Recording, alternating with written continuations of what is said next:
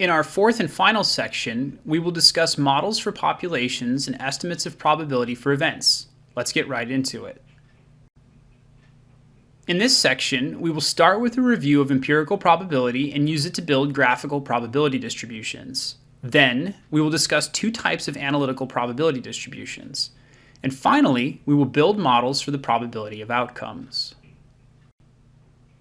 When we talk about a probability distribution, what we're discussing is a means for assigning probability values to outcomes. There are two general ways to do so. The first is empirically, where we take outcomes from an experiment and estimate probability of those outcomes using relative frequency.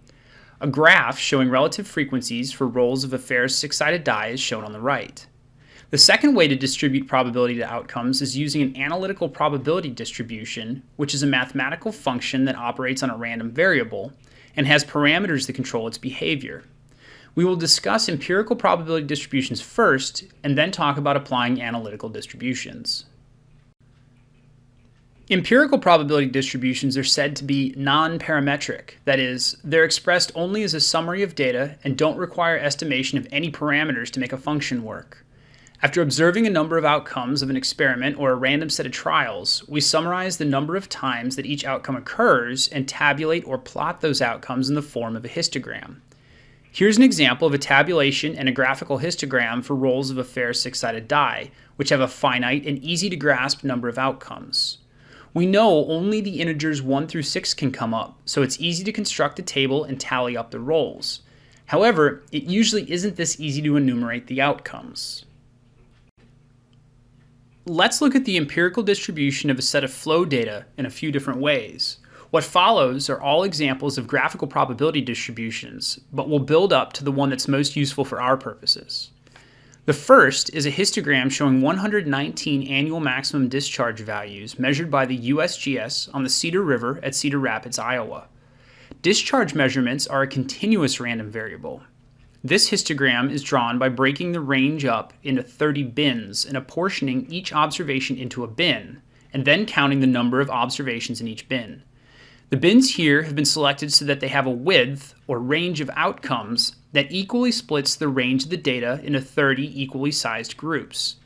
From this histogram, we see that smaller outcomes are more likely than larger ones, that there's one observation that's much larger than the rest, and that there are potentially two modes to this data. The two peaks of the histogram are local maxima of relative frequency, and for a probability distribution or a set of data, the mode is the most frequent outcome.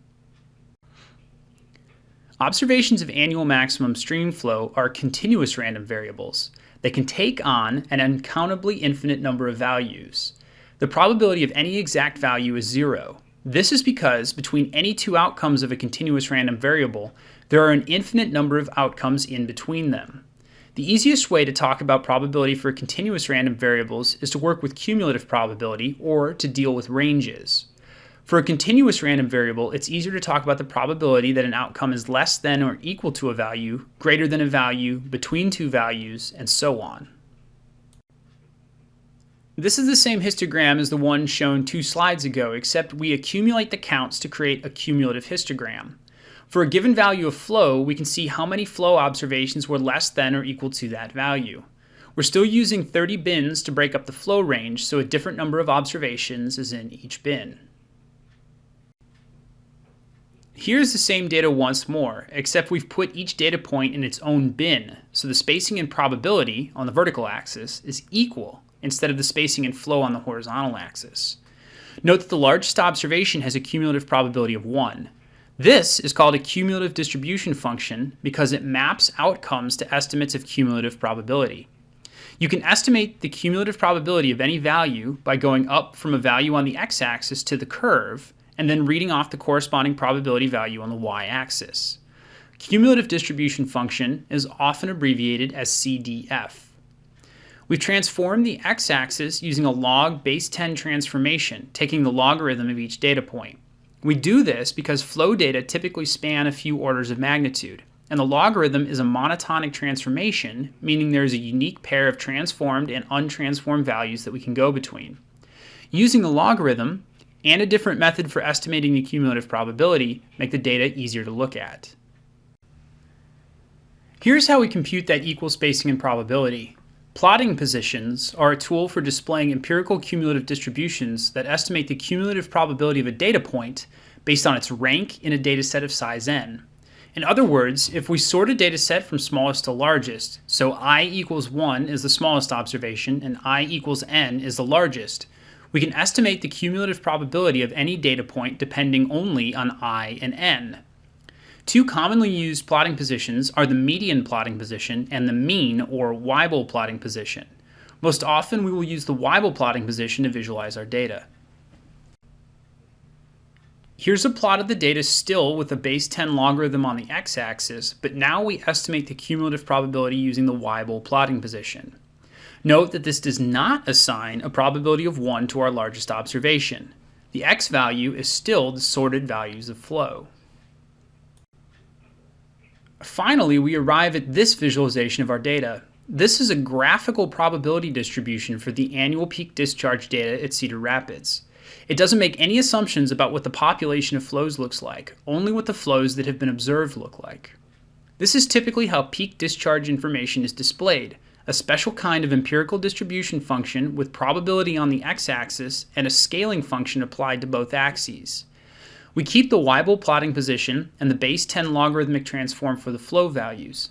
However, we stretch the x-axis in a way that makes the behavior at the tails easier to see and give us a sense of what the shape of the data look like. The probability values are also reversed. Instead of talking about the cumulative probability, which is the probability of being less than or equal to a flow value, we talk about the complementary cumulative probability, which is the probability of being greater than a value.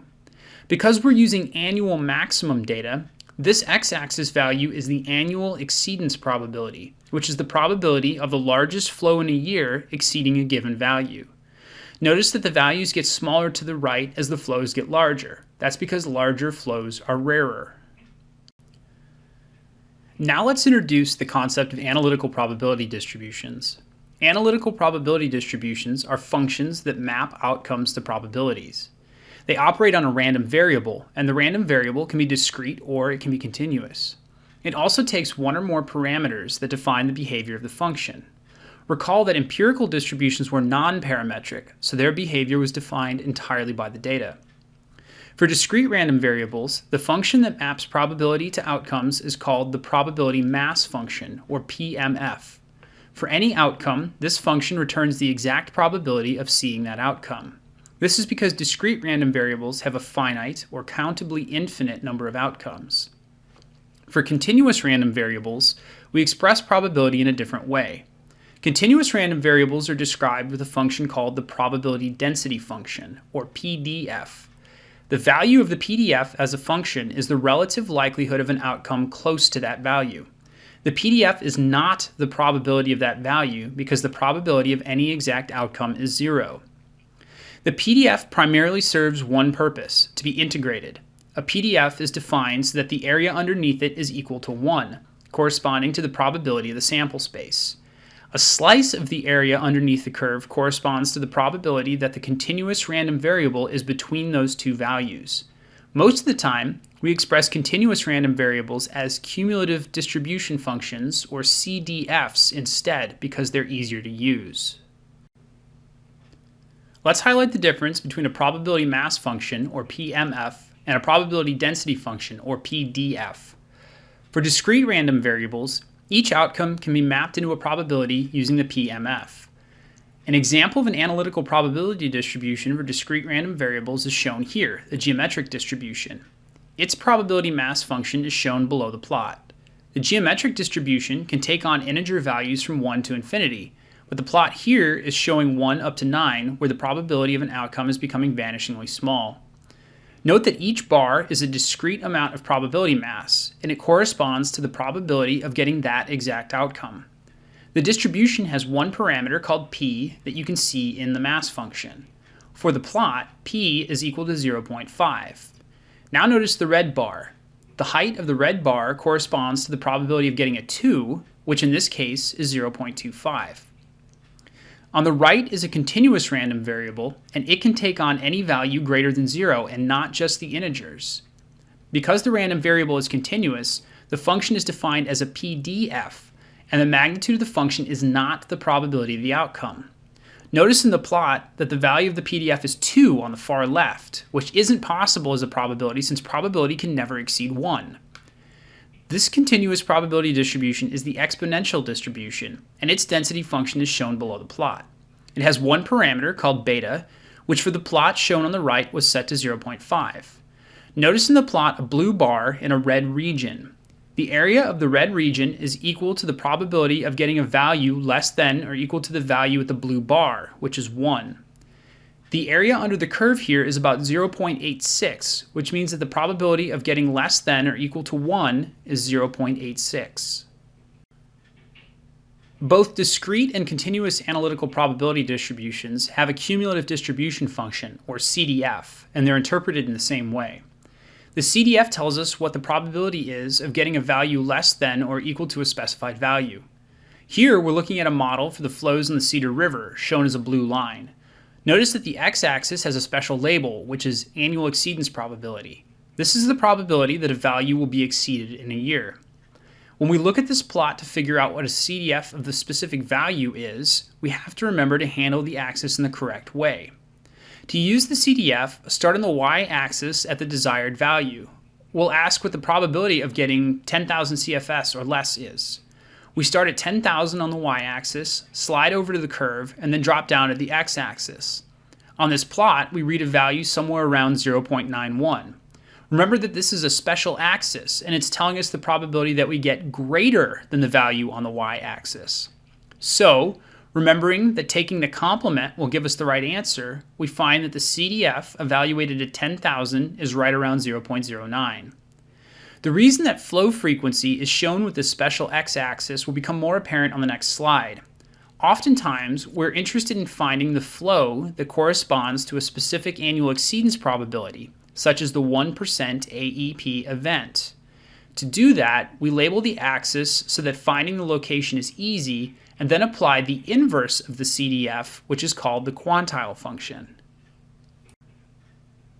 Discrete and continuous probability distributions also have a function called a Quantile Function, which is the inverse of the CDF. While the CDF gives us the probability of an outcome less than or equal to a value, the Quantile Function tells us the smallest outcome with a cumulative probability equal to a value. We work with the Quantile Function in hydrology quite a bit because one question we often want to ask is, what is the flow on a river expected to be exceeded in 1% of years? That is the Quantile Function evaluated at the probability 1 minus 1%, or 0.99. That value has an annual exceedance probability of 0.01.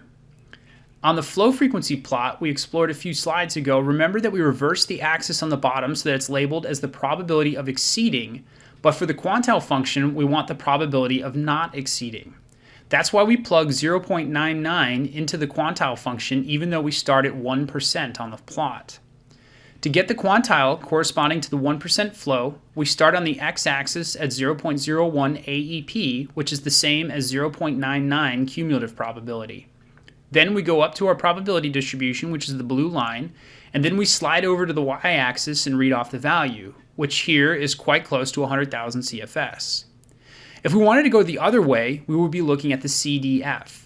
If we started at the y-axis value of 100,000 CFS and slid over to the line, then dropped down to the x-axis, we would be taking the CDF of this probability distribution evaluated at 100,000 CFS.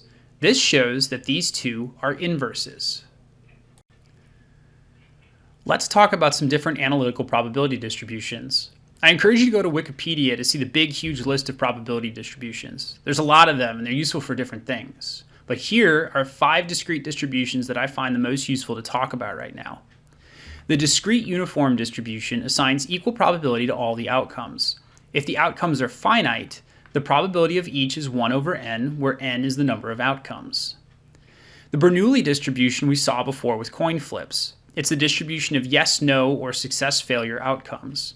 It can only ever take on 2 values, 0 or 1. The geometric distribution we've seen already, and it counts the number of Bernoulli trials until you get a success. For example, the number of coin flips it takes until you get heads.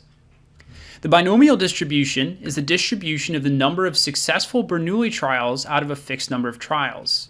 For example, how many heads will I see in 10 flips of a coin? On the right side here is the plot of the PMF of a binomial distribution with varying parameters. The PMF is shown below the plot. Finally, the Poisson distribution, which is a distribution useful for the count of events that happen over a fixed interval, for example, the number of floods that occur at a location in a year. In hydrologic science, we're dealing more often with continuous probability distributions because we're measuring things that can take on an infinite number of values.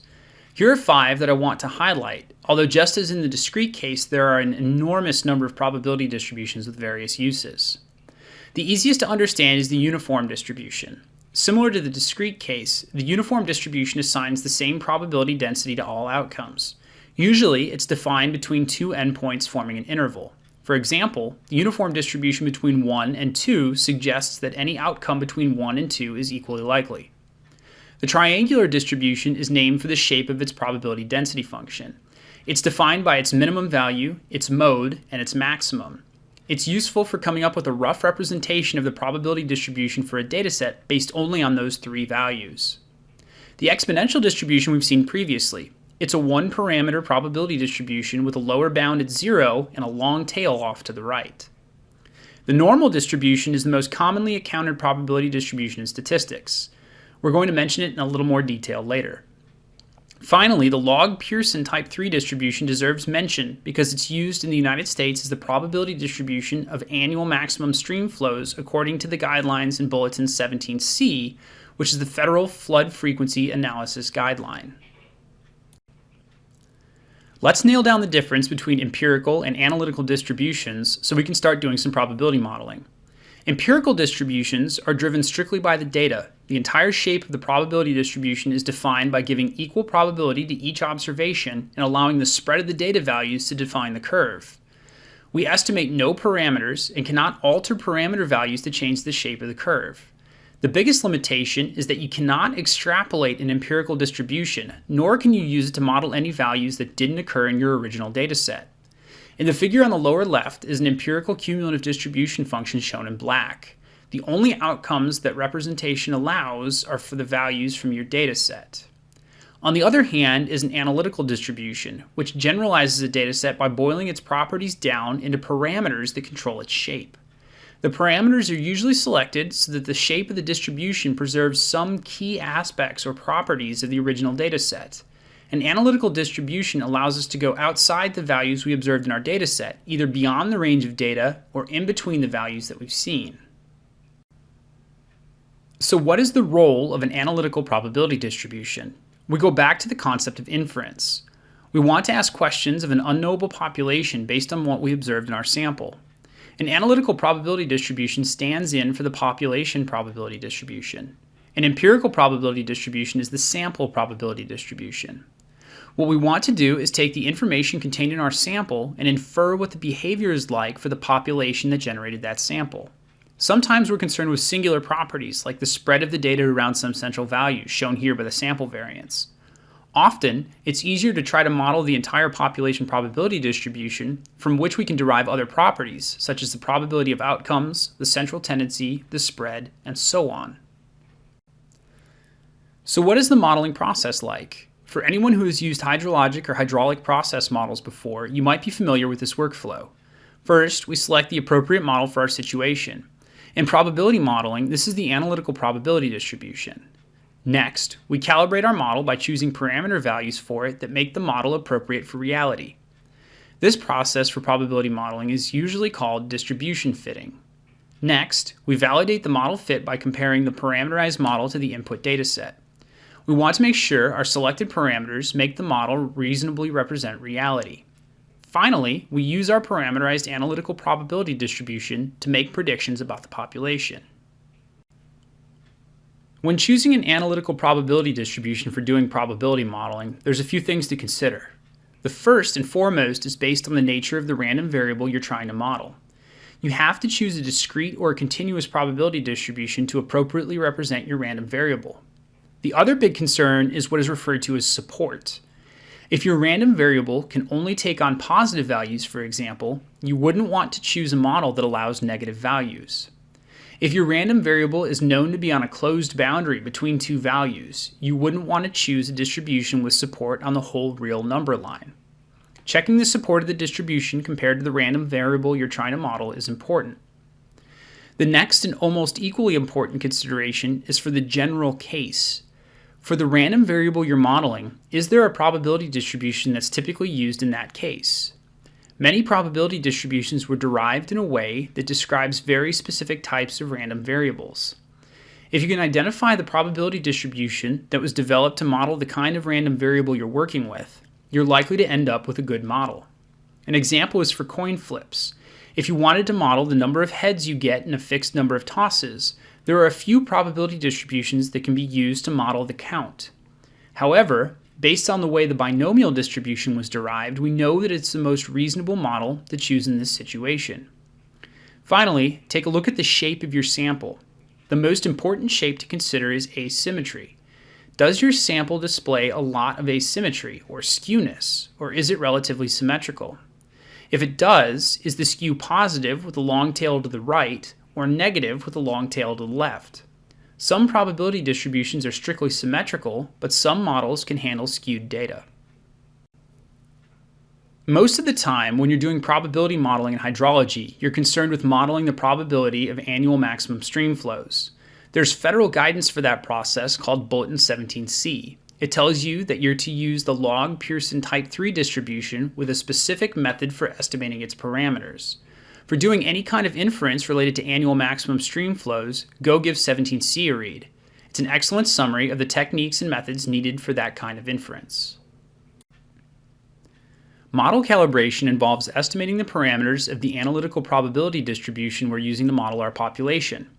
The process for doing so involves making an assumption about which properties of our sample are representative of the population. The most common procedure for doing this is called the method of moments, which assumes that the sample moments and the population moments are equal. We introduced this concept before, but now we give it a name. This procedure makes sure that the mean, variance, and so on of the analytical probability distribution that models our population are equal to the mean, variance, etc. of our sample. Depending on the number of parameters that the selected analytical probability distribution has, we need more or fewer moments to estimate them. Let's start out with an easy one. Let's say the exponential distribution is the right model for our population. The exponential distribution has one parameter, beta. Its PDF is shown here on the right side. Since it only has one parameter, we usually only need the first moment to estimate it. It turns out that the mean, or average value, of an exponential distribution is equal to beta. This makes fitting the distribution to our sample really straightforward. Our sample has a mean of 7.06, shown on the empirical CDF on the right side as a vertical red line. With the method of moments, we assume that the sample moment is equal to the population moment. The sample moment is the sample mean, and the population moment is the mean of the probability distribution we're using as a model for the population. Since the one parameter of the exponential distribution is equal to the distribution's mean, when we set the sample mean equal to the population mean, we get that the method of moments parameter estimate for beta is 7.06. This example will use the normal distribution, which has two parameters instead of the one parameter of the exponential distribution. You will find that the parameterization of the normal distribution is extremely convenient for the method of moments. The normal distribution has two parameters, mu and sigma, which correspond to the distribution's mean and standard deviation. Recall that the standard deviation is just the square root of the variance. Employing the method of moments, we set the sample mean equal to the population mean, and we also use the sample variance because we have to estimate a second parameter. We set the sample standard deviation, which is equal to the square root of the sample variance, equal to the population standard deviation. The last of these examples will use a two-parameter probability distribution that isn't parameterized in terms of its moments. We have a sample shown as an empirical CDF in the lower right, and these sample data have a mean of 2.63, which is shown as the red line, and it has a variance of 1.36. We've selected the gamma distribution as the best model for our population. We haven't talked about this one yet, but this is a two-parameter continuous probability distribution that has support for all positive numbers. It has two parameters, alpha and beta, that control the shape of the probability distribution. For the gamma distribution, the mean of the distribution is equal to alpha divided by beta, and the variance is equal to alpha divided by beta squared. Because we have two parameters, we need both of these moments to estimate them. When we substitute the sample moments in for the population moments, we see that we have a system of two equations with two unknowns. Solving that system gives us an estimate of 5.10 for alpha and 0.52 for beta. Most analytical probability distributions are not parameterized by their moments. Oftentimes, the method of moments estimator for the parameters requires a little bit of math, just like this example. Validation is the part of the process where we check our work. For distribution fitting, we most often use visual methods for checking how well the model fits the data.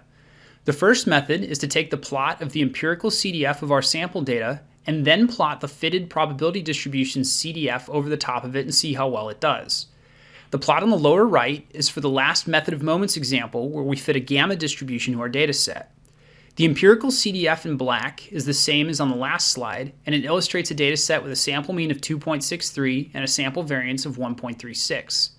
The blue line is the CDF of a gamma distribution with the parameters we estimated before, alpha equals 5.10 and beta equals 0.516. How do you feel about the agreement between the empirical CDF and the fitted model? It seems to generally preserve the shape of the data, although there are regions, such as between x equals 2 and 3, where there's some disagreement. Overall, it doesn't seem like a bad fit. The difference in the extreme lower end and upper end are a little harder to see because of how much curvature there is on both the empirical CDF and the model CDF. While this plot helps, there are other plots that can help us see how well the model performs. One is called a percentile-percentile, or PP plot, and another is called a quantile-quantile plot, or QQ plot. Here is a percentile-percentile plot constructed for the gamma distribution fit. Each point on the plot is one of our data points. The x value is the plotting position estimated using the Weibull plotting position estimator from before. The y value is the value we get when we take the data point and put its value into the CDF of our fitted distribution. The diagonal line is a one-to-one line, and if the data are a perfect fit, they'll fall right along that line. PP plots are best for looking at how good the model works towards the middle of the distribution and isn't as good out into the extremes. Here we see that the model underpredicts values in the middle of the distribution by a little bit, but not severely. Otherwise, the agreement looks good. This is a quantile-quantile plot of the same gamma distribution fit. Each point on the plot is one of the data points from our sample. The x value is just the sorted data values. The y value is what you get when you plug the Weibull plotting position for the data into the fitted model's quantile function. The diagonal line is a one-to-one line, and a perfect fit would have all points lying right along that line. QQ plots are best for looking at the agreement in the extremes, but the clustering of points in the middle makes it less valuable in that range. Here we see that the model very slightly overpredicts the very smallest and largest values, but otherwise the agreement is quite good. Now that we have a fitted and validated model, we can begin to answer questions about the population our sample came from. Since we established that the sample was representative of the population, and we've fit a model that matches aspects of that sample, the probability distribution stands in for the population now. This means we can ask and get answers for questions such as, what is the probability that an outcome is less than a value? Probability that's greater than a value? Probability that it's between two values? Quantiles are often of interest as well. We saw this for the 1% annual exceedance probability flow, which is the flow expected to not be exceeded in 99% of years. One of the biggest upsides to having the model is that we can go between our data points and also beyond them. Care must be taken, though, in going outside the range of data. Reckless extrapolation is dangerous. Let's make some predictions about the population that generated the dataset in our third method of moments example. The resulting model was a gamma distribution with parameters alpha equals 5.10 and beta equals 0.516. Using that distribution, we can use the various functions, mainly the CDF and Quantile function, to answer questions about the population. The first is the question, what is the probability of an outcome being less than or equal to 4? We compute that using the CDF evaluated at the value of 4, which for this model comes out to 0.877. The CDF used here is the CDF of a gamma distribution with the parameters 5.10 and 0.516. The next question asks, what is the probability of getting an outcome greater than 3? Here we use complementation and the CDF evaluated at 3. The result is 0.327. We can also evaluate the probability that an outcome falls in between two values, in this case between 2 and 5. We do this by subtracting the CDF evaluated at the lower value from the CDF evaluated at the higher value and get a value of 0.632. Often, we're interested in the percentiles of the data. The value corresponding to a percentile is a quantile. Here we want to know what the 99.5 percentile would be, which we evaluate using the quantile function evaluated at 0.995. The result is 6.58, which is greater than the largest value we saw in our sample data set. Without a model, we wouldn't be able to escape our sample.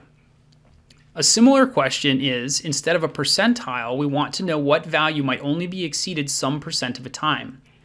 In this example, we want to know what value would be exceeded only 0.2% of the time, which is quite a rare event. This is computed by taking the quantile function evaluated at 1 minus 0.002, giving us a value of 7.24, which is well beyond the range of the data. Finally, we look at one last question, and that's one of the probability of exceeding an exceptionally large value. 10 is nearly double the largest value in the data set, so without a model, we would have no way to answer this question.